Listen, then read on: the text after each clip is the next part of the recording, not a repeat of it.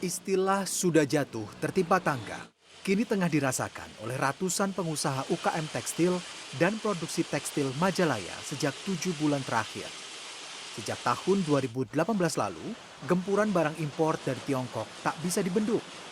Hal ini diperparah dengan pandemi COVID-19 yang melanda Indonesia sejak awal tahun 2020 dan mempersulit kondisi para pengusaha yang mempekerjakan banyak karyawan. Produksi yang tidak maksimal akibat pembatasan tenaga kerja dan daya serap penjualan yang minim, sejumlah pengusaha sudah pasrah dengan merumahkan karyawan. Pengusaha mengaku tidak akan sanggup melawan barang impor dari Tiongkok. Di samping harga yang jauh lebih murah, kualitas yang diberikan pun jauh lebih baik daripada hasil produksi perajin lokal.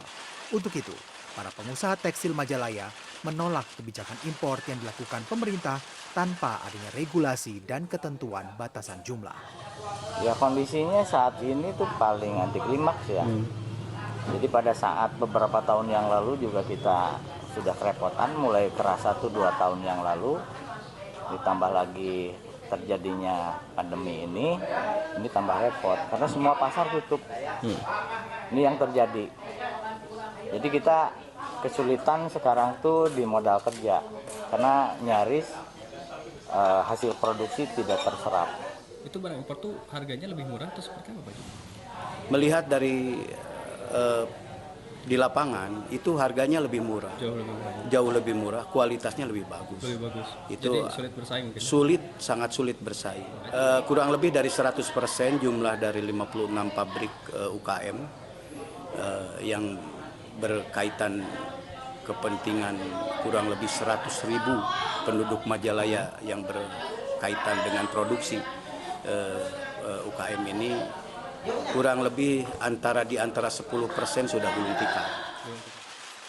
Ketua Komunitas Pertekstilan Majalaya, A.F. Hendar, berharap pemerintah pusat untuk segera mengkaji ulang kebijakan impor yang telah lama berjalan.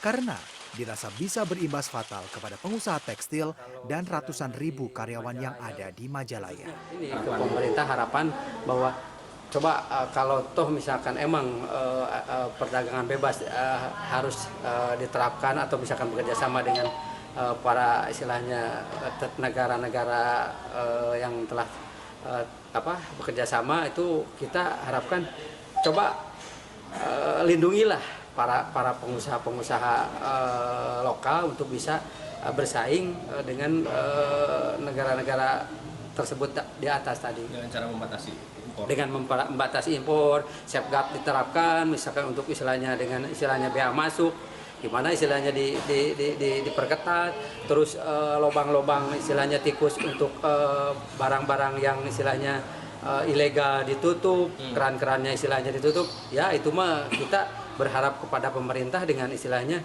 kita juga untuk menggerakkan ekonomi daerah juga gitu.